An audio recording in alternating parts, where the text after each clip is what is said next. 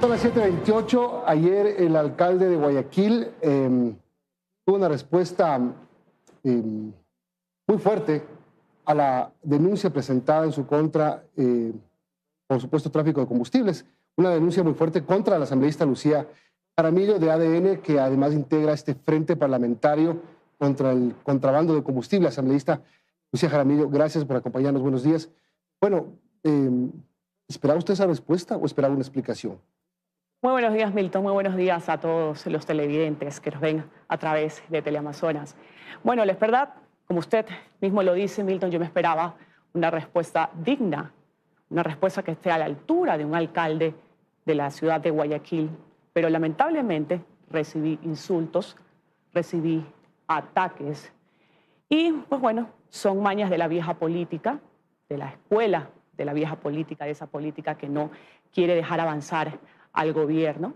Sin embargo, yo no me voy a rebajar, no tengo tiempo para responderles a personas que se han quedado en otra época, en otra época donde las mujeres lamentablemente pues se quedaban en casa. Hoy en día las mujeres se preparan, hoy en día las mujeres tienen competencias para poder ocupar cargos públicos. Así que debido a ello, Milton y amigos televidentes, yo voy a presentar además una denuncia al Tribunal Contencioso Electoral, porque hay que dejar un precedente. No se puede permitir que este tipo de declaraciones, como lo hizo el alcalde de Guayaquil, se quede en costumbres y además se siga atacando a la mujer en política. Yo me voy a basar en el artículo 280 del Código de la Democracia, al ser sus declaraciones, las declaraciones del alcalde de Guayaquil, pues muy graves, que pueden ir inclusive con la destitución del cargo y la suspensión de sus derechos políticos.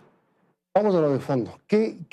Primero, la semana pasada se presenta una denuncia por parte de la Agencia de Regulación, que es una entidad del gobierno. Al día siguiente se crea un frente parlamentario contra el tráfico de combustible. Parece que esto es urdido, es hecho como planificadamente. ¿Por qué? Milton, que esto no se trata de una persecución como muchos quieren hacerlo notar. Esto se trata de buscar la verdad, de buscar transparencia, y es por ello que a raíz de la denuncia, que como usted bien lo manifestó, la Agencia de Regulación y Control de Energía y de Recursos No Renovables presentó a la Fiscalía General del Estado, donde se detalla que 4 empresas, entre ellas una denominada Copedesa, cuyo accionista principal es el alcalde de Guayaquil, Aquiles Álvarez, estarían presuntamente vinculadas al contrabando de combustible. Nosotros hemos constituido este frente parlamentario justamente en ejercicio de nuestras competencias de fiscalización y control político. Ahora, ¿cuál es la denuncia? ¿Dónde está metido el alcalde en este tema?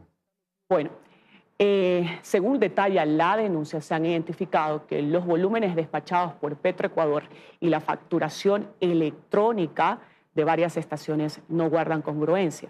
Se detalla en la denuncia que solo en el 2023, 123.000 galones de combustible subsidiados, que equivalen a alrededor de $350.000 en perjuicio al Estado, fueron destinados a un solo cliente a través de varias comercializadoras que inclusive pues no tenían los permisos de funcionamiento en Guayaquil. Yo te voy a explicar, Milton, porque cuando yo vi la denuncia y quise entender la profundidad y quiero explicarle a los ecuatorianos cómo funcionaría o cómo supuestamente funcionaba este esquema de contrabando de combustible. Y lo digo, ¿por qué? Porque hasta el día de hoy el alcalde no ha podido demostrar lo contrario. El alcalde dice que ¿dónde está él involucrado en ese tema? Esa es la pregunta que le se hace. Primero, díganme dónde estoy. Bueno, ya se lo digo a continuación. A ver. Se trata de 4 empresas comercializadoras de combustible. Una de ellas, cuyo mayor accionista es el alcalde de Guayaquil, ¿Eso está comprobado? Álvarez. Eso está comprobado. Okay. Incluso aparecen pues sus otros 2 hermanos dentro de esta empresa denominada Copedesa. ¿Qué pasaba con Copedesa? Copedesa justamente le habría vendido a gasolineras Fuelcorp, al parecer de forma irregular, 745.718 galones ¿De quién es Fuelcorp? Combustible. Fuelcorp está siendo investigado, es una gasolinera también que le pertenece, pues no a ellos, sino a otras personas que también están involucradas. ¿A qué personas? ¿Se sabe quién? Sí, están los nombres detallados en la denuncia. En tal caso, Gasolineras Fuelcorp S.A. habría vendido combustibles a 4 empresas con vehículos sin placas. Pero lo que más llama la atención, Milton y ecuatorianos, es que Gasolineras Fuelcorp S.A. habría vendido combustible a un trabajador con 8.019 vehículos. Uno de ellos, solo uno de ellos. Un trabajador tiene 8.000 vehículos. Imagínense. ¿Está probado eso? Está Usted probado dice, habría. denuncia. A ver, aquí hay que especificar algo. Yo me he basado, y este frente se ha basado en la denuncia que han realizado los técnicos y los peritos de dicha agencia, de la agencia de regulación. ¿Y los técnicos probaron que hay una venta irregular o sospechan que hay una venta irregular? Bueno, hasta que la Fiscalía General del Estado, que es la entidad competente, determine la existencia o no de un delito, nosotros nos manejamos en supuestos. Este vehículo habría comprado 117.000 galones de combustible y siendo motor a gasolina compró 3.000 galones de diésel. Aquí no se necesita ser perito para saber que si tú le pones gasolina a motor a un carro y después le pones diésel, ¿qué pasa? Se funde pues el motor. Es imposible llenarlo. Además, 117.000 vehículos en un año a un solo auto de motor, 1.400. Y eso es lo que llama la atención, las características de este vehículo. Tendría que pasarle poniendo combustible todo el día. Un carro con motor de 1.400 centímetros cúbicos con un rendimiento de 60 kilómetros por galón. Esta cifra sin duda es la que llama la atención por las características del carro, porque es decir que ese carro tendría que haber, para llevar ese volumen, haber cargado decenas de veces al día y además haber recorrido toda la red vial del Ecuador 4 veces en un año. Y sabemos que eso es, pues, ¿y dónde imposible. está el dueño de ese auto y dónde está el dueño de esa gasolina? Porque eso es lo que se están investigando. Si es que eso es verdad, ya debería haber algún preso, alguna persona detenida.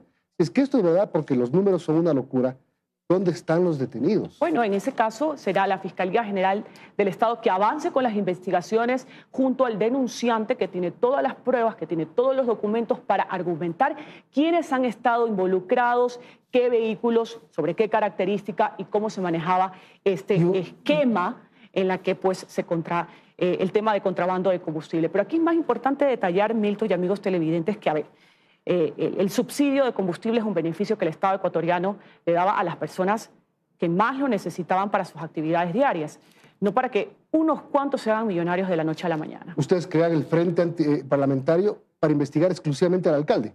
Para investigar este y otros casos. El alcalde es el único funcionario público que aparecería. El hermano también. El hermano también estaría. Pero no es funcionario público. No, no es funcionario, pero es presidente de Barcelona. Ya, pero en tal no caso, tiene nada que hacer. No tiene nada que hacer. En tal caso, las otras 3 empresas comercializadoras, estamos hablando de personas naturales, que también están detalladas debidamente dentro de la denuncia. Lo que yo voy es que esto no se trata de persecución política. Aquí este Frente Parlamentario se ha creado justamente para investigar todos los casos que de aquí en adelante se presenten y hacer un Ecuador libre de contrabando de combustibles y de sus derivados. ¿Cuándo se enteraron ustedes de todo este esquema de supuesta corrupción? La semana pasada. Ya han pasado algunos días y todavía pues, estamos esperando una respuesta contundente, que no la hay, por parte del alcalde de Guayaquil. ¿Recién la semana pasada se enteraron de todo lo que pasaba? Es que la semana pasada se presentó la denuncia a la Fiscalía. Ya. ¿Cuándo se enteraron de que ocurría este tema? Bueno, le voy a ser muy sincera, Milton. Este es un trabajo que lo están haciendo justamente esta agencia que ha denunciado, pero no era un secreto a voces. Yo soy de Guayaquil y en la ciudad de Guayaquil era... ¿No era un secreto a voces o sí era? Perdón. Era un secreto a voces. ¿Qué? Del tema de combustible de la familia del alcalde Aquiles Álvarez. Yo soy de Guayaquil y eso siempre se rumoraba en las reuniones. ¿Qué se rumoraba? Sobre el tema del contrabando de combustible. Que la familia del alcalde se dedicaba...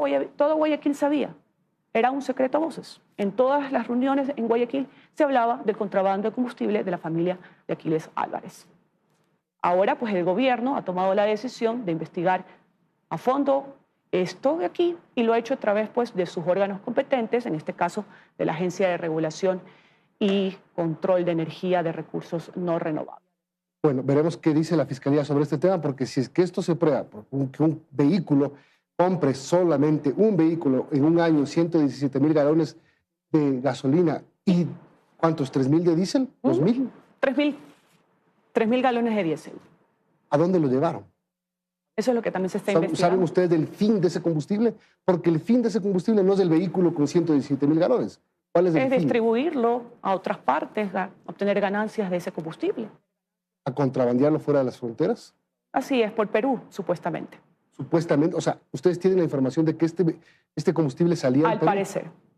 Al parecer. Bueno, esperemos las investigaciones. Otro tema, se posesionó ayer el presidente del Consejo de la Judicatura. ¿Ustedes han hablado con Egner Recalde? ¿Lo hicieron, digamos, organizacionalmente hablando? El tema de que Egner Recalde le ponga una carta al secretario de la Asamblea pidiéndole que posesione lo más pronto posible al nuevo presidente del Consejo de la Judicatura. Que si le pedimos, bueno, en este caso, recordemos, creo que el presidente de la Asamblea Nacional, Henry Knopfler, no estaba presente, la vicepresidenta tampoco, y en este caso al que pues le tocaba asumir cualquier dirigencia o tomar cualquier decisión es a Egner Recalde. En tal caso, mire, para ser muy directa y precisa con el tema del Consejo de Participación Ciudadana y Control Social, que ayer justamente se posesionó al doctor Godoy, para mí no debería existir, porque lo que menos se ha hecho es elegir a las autoridades con transparencia. Sin embargo, ayer fue posesionado el señor Godoy y él tiene que cumplir con sus funciones porque si no le va a tocar la misma ruta que hoy está pasando y que hoy está enfrentando Wilman Terán, el expresidente del Consejo de la Judicatura, que por cierto hoy a las 12 del día continuará el juicio político. Ya le pregunto sobre eso porque es importante también. Pero primero, Knopfler no había pedido licencia, estaba ejerciendo su presidencia, entonces Egner Recalde no debió haber puesto esa carta, dice el secretario. ¿Por qué no debió? Porque Knopfler es el presidente, el que tiene que comprar. Pero si no estaba, pero estaba en el país. Pero no había encargado la presidencia. ¿Y a quién le encargó la presidencia en esos días entonces? Dicen que está. ¿Y por qué queda la Asamblea yo le estoy sin contando lo que dice el presidencia? secretario. Dice que Knopfler estaba ejerciendo funciones de presidente y que por eso Recalde no debió hacer este pedido. Uno. Pero lo más importante, ¿qué le interesaba a ADN que se apure el tema de la posesión? ¿Por qué? Porque tanto afán, si el mismo secretario el jueves dijo, el martes lo posesionamos. Nosotros no hemos tenido ningún afán, para nada. Simplemente nosotros seguimos la hoja de ruta de la Asamblea Nacional, los tiempos son los adecuados y ayer se posesionó justamente al señor Godoy.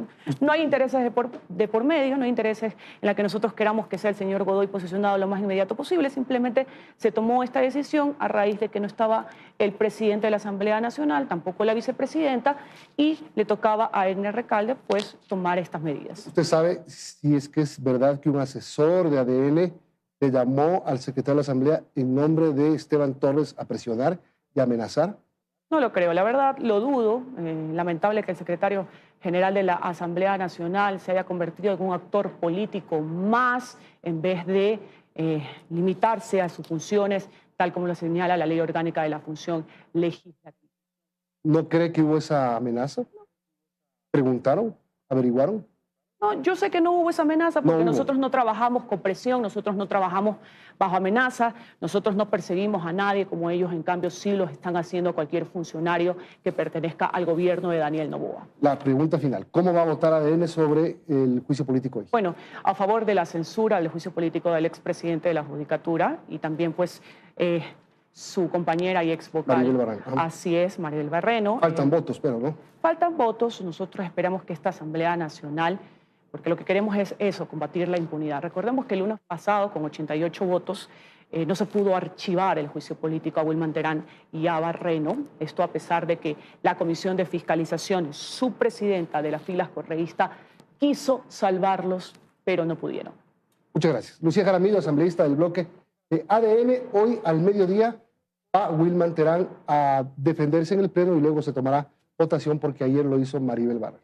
Vamos a la pausa y regresamos para conversar con la ministra de Trabajo,